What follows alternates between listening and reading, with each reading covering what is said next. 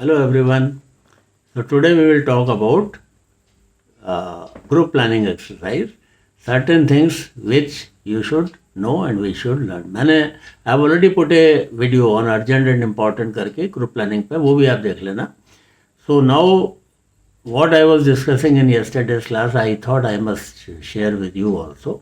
जो इवनिंग वाली क्लास है, ग्रुप क्लास है, जिसमें maximum is about around 15 to 20 candidates, जो आपका PPNDT का ग्रुप होता है, उसमें हम ग्रुप डिस्कशन वगैरह सब चीज़ कराते हैं.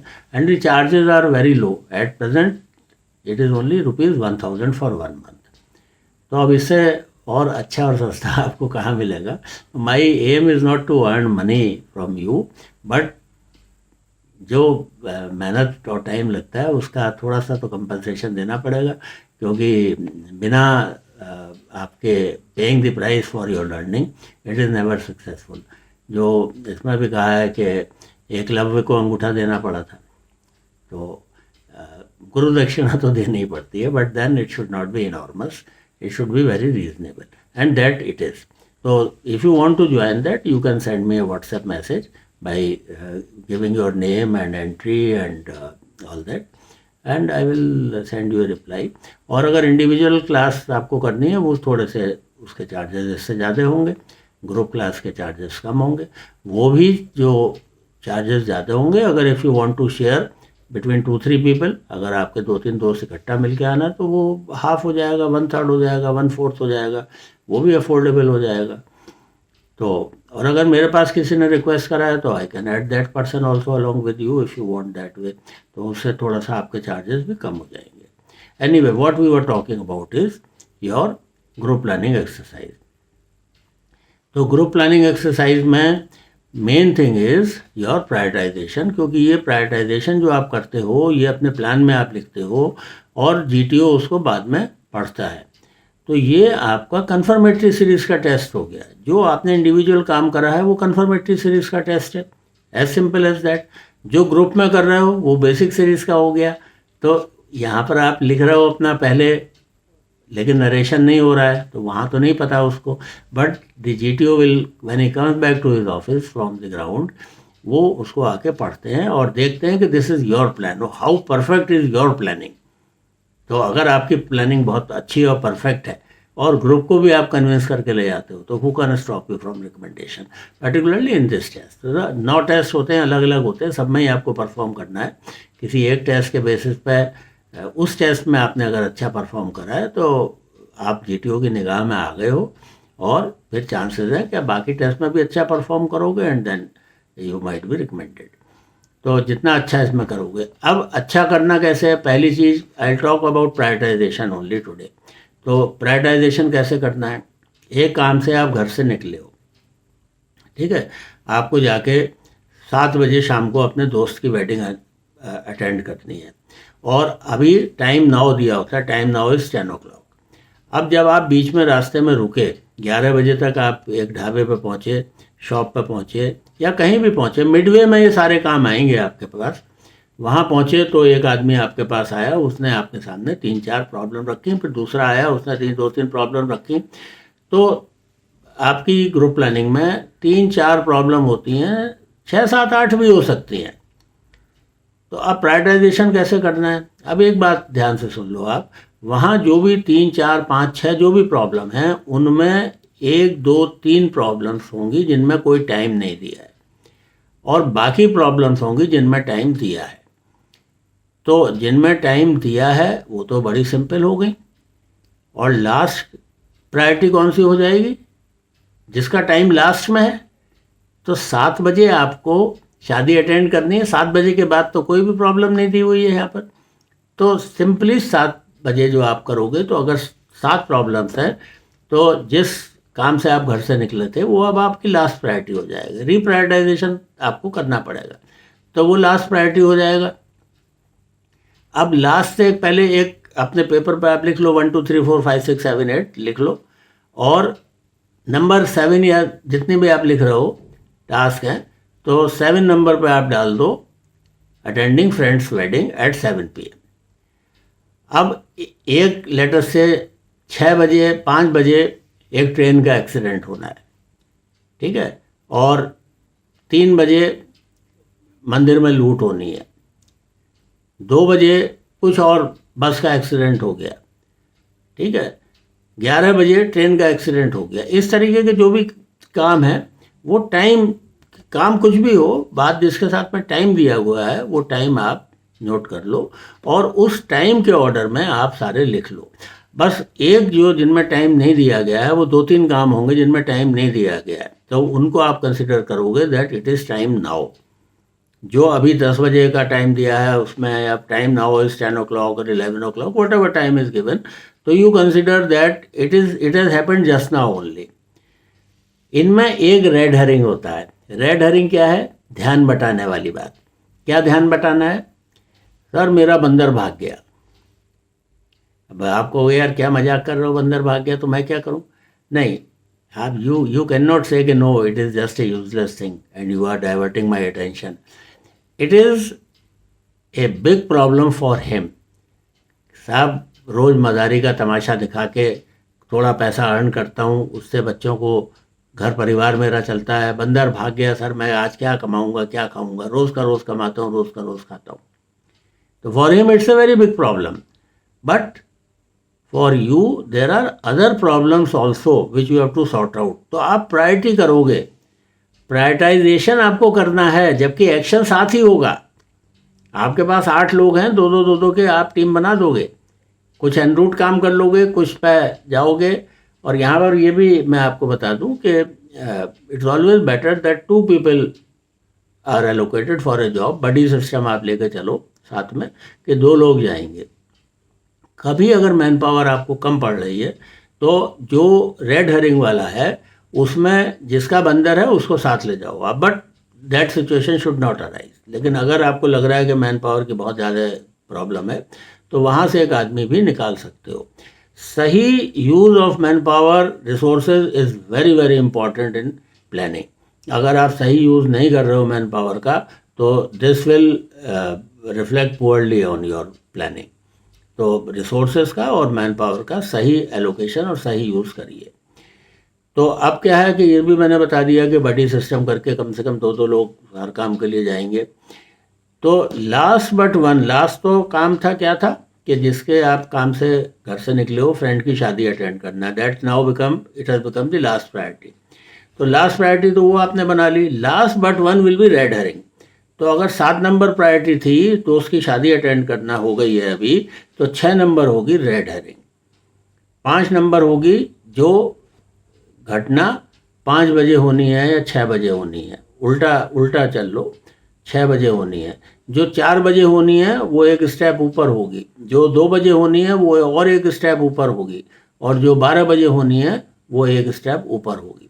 तो जितना टाइम दिया है उनको हमने रिवर्स ऑर्डर में अपनी प्रायोरिटाइजेशन कर लिया। अब ऊपर की 1, 2 और 3 जो प्रायोरिटीज बची हैं वो हम देखेंगे, उनमें टाइम नहीं दिया है। तो टाइम नहीं दिया है तो क्या है? Immediate threat to human life.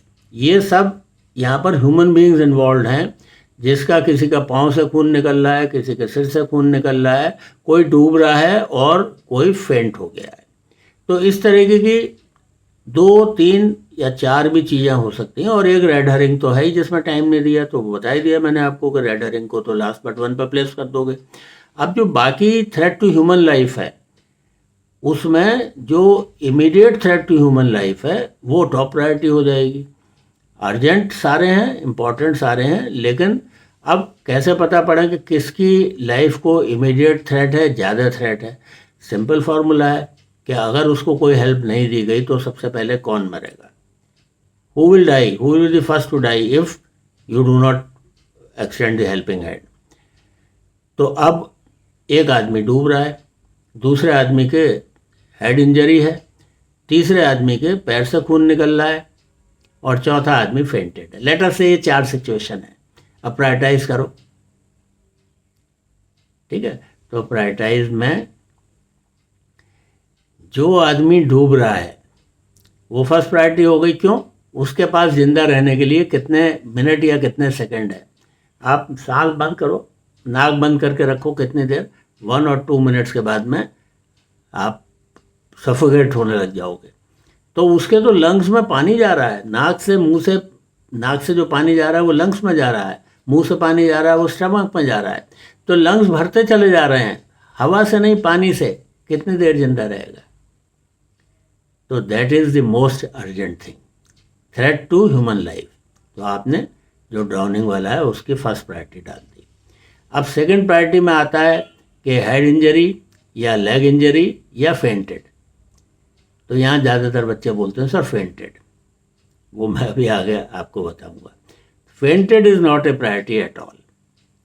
मैं इस पर कल काफ़ी डिस्कशन हो रहा था, तो मैं गूगल पे भी करके आपको अभी मैं उसको दिखा दूंगा कि वाई फेंटिंग इज़ नॉट। देखो, अनकॉन्शियस और फेंटेड दो अलग चीज़ है। Unconscious can be because of any reason, लेकिन अनकॉन्शियस भी इतनी बड़ी प्रायोरिटी नहीं हो जाता। लोग 10-10 साल कोमा में जिंदा रहते हैं, अगर कोमा में भी है वो तो हाँ, ही नीड्स अटेंशन। बट जब हम प्रायोरिटी की बात कर रहे हैं, ये डिफरेंस आप समझिए। आई एम नॉट सेइंग कि he does not need any attention, he needs. और आपकी तो 4 टीम बनाओगे तो चारों टीम एक साथ ही तो काम करेंगी। तो अब second importance is head injury. But first, आप देखो यहाँ फर्स्ट और सेकेंड में आप गड़बड़ करते हो। हेड इंजरी को फर्स्ट बताते हो आप, ड्राउनिंग नहीं बताते, तो वो गलत है प्रायोरिटाइजेशन। ड्राउनिंग क्योंकि उसके जिंदा रहने के लिए 1 मिनट का ही टाइम बाकी है या 2 मिनट का टाइम है, immediately you have to rush to save him. How you will save, that's a different issue. अभी मैं प्रायोरिटाइजेशन की बात कर रहा हूँ। अब दूसरी चीज़ head injury, because head injury is serious और he has to be moved immediately to an ICU emergency ward in a district hospital. यहाँ भी डिस्कशन होता है कि प्राइमरी हेल्थ सेंटर ले जाओ। हेड इंजरी वाले को अगर वो होश में है, बोल रहा है, बात कर रहा है, ज़्यादा सीरियस नहीं है तो पीएचडी ले जाओ। लेकिन ये सब डिपेंड करेगा कि लिखा क्या है, कितना खून बह रहा है, कितना है, ही इज़ कॉन्शियस और अनकॉन्शियस, ये भी डिपेंड करेगा। तो बेटर है कि इमरजेंसी ट्रीटमेंट के लिए आप उसको डिस्ट्रिक्ट हॉस्पिटल ले जाओ, जो 15-20 किलोमीटर दूर होगा। और 15-20 किलोमीटर दूर होने के मतलब है it will take about 15-20 minutes plus 5-10 minute आपको लगेंगे उसको गाड़ी में ले बैठाने में, और 5-10 मिनट लगेंगे उसको स्ट्रेचर से इमरजेंसी वार्ड तक ले आने में। तो आधा घंटा लग जाएगा। तो उतना टाइम है उसके पास में, ये भी गूगल करके आप देख लेना। अनलेस इट इज़ रिटन कि is a very serious condition, तो फिर हॉस्पिटल उतना दूर नहीं होगा। ये सब मैच करके आपकी सिचुएशन बनाई जाती है। क्या आधा घंटा लगेगा तो आधा घंटा, पौना घंटा इसके बाद जिंदा रहने के लिए टाइम है, इतना ज़्यादा सीरियस नहीं है। कितना सिर से खून निकल रहा है ये भी आपको पढ़ना है। तो ये सेकंड प्रायोरिटी हो गई। अब पैर से खून निकल रहा है, कई बार कहते हैं हैविली ब्लीडिंग हैविली। कई जगह बोलते हैं कि a man came limping who was bleeding heavily from his leg. तो आप कहते हो ब्लीडिंग हैविली के मतलब है कि भाई ये तो फर्स्ट प्रायोरिटी होगा। आप गूगल करके देख लो कि ब्लीडिंग हैविली फ्रॉम लेग से आपकी टंकी खाली होने में कितना टाइम लगेगा। बॉडी का पूरा ब्लड बाहर निकलने में 1 से 2 घंटे का टाइम लगेगा। तो आप बैंडेज तो बांध ही दोगे, फर्स्ट एड तो दे ही दोगे, ब्लीडिंग को तो रोक ही दोगे। तो वो प्रायोरिटी में हमारी थर्ड प्रायोरिटी आ जाएगी। अब फोर्थ आई फेंटेड, जिसके ऊपर डिस्कशन हुआ कि sir fainting can be very lethal also, और पता नहीं उसको हेड इंजरी है, गिर गया, क्या हो गया। देखो पहले पढ़ लो आप क्या दिया है, focus on the written word. जो दिया है बस उतना ही है, बाकी don't make your imagination run wild. हर चीज़ आप सोचते आ रहे हो क्या हो गया होगा, क्या नहीं हो गया होगा, ये ओवर थिंकिंग भी आपको परेशान कर देगी। सिंपल रखो, जो दिया है लिखित में दिया है, रिटन वर्ड है, उस पर फोकस करो क्या दिया है। तो उस हिसाब से your a person who is fainted, वो 1-2 मिनट में, स्कूल में आपने देखा होगा पढ़ते हुए, कई बच्चे गर्मी होती है या एग्जॉशन हो गया या कोई और ब्रेकफास्ट नहीं करके आया घर से, वो फेंट हो गया। टीचर क्या करती है, आप ही की बॉटल लेती है, वाटर बॉटल लेके उसके मुंह पर पानी छिड़क देती है, बच्चा उठ के बैठ जाता है। तो fainting is not such a big issue कि उसकी लाइफ को थ्रेट हो गया। लाइफ थ्रेटनिंग नहीं होता है फेंटिंग। अनकॉन्शियस हुआ है ड्यू टू हेड इंजरी और some serious matter, then yes थोड़ा उससे ज़्यादा डेंजरस है। But normal fainting may be due to stress, may be due to you have not आपकी शुगर डाउन हो गई है, आपने खाना ब्रेकफास्ट, बच्चे बहुत सारे नहीं करके आते हैं तो उससे हो गई है, तो fainting is not a problem. मैं उसका स्क्रीनशॉट भी यहाँ पर आपको डालूंगा to make it clear to you कि कहाँ पर आप गलती करते हो। अब गलती आपने कर दी और इस गलती पर आप इंसिस्ट भी कर रहे हो कि no sir, no friends, no friends, you see, आप पूरा का पूरा लॉजिकली प्रूव करने पर लगे हो जबकि योर स्टैंड इज रॉन्ग, तो that will further harm you, it will further damage your chances, क्योंकि अब आप क्या हो रहे हो, ब्लॉकर हो रहे हो, एग्रेसर हो रहे हो, डोमिनेटर हो रहे हो, जो बैड मैंने पिछली वीडियो में बताया था ग्रुप डिस्कशन वाली में। तो इस ग्रुप डिस्कशन में to arrive at a common plan you are behaving as a bad person, BAD, blocker, you are not allowing anyone to arrive at a common plan. आप लगे पड़ो कि नहीं friends, we can not, we have to, ये unconscious जो fainted है इसी को ही हमें पहले लेके जाना है, लोग समझा रहे हैं आप नहीं सुन रहे, बट करके लगाए जा रहे हो आप और जिद पे अड़े हुए हो, you have become a blocker.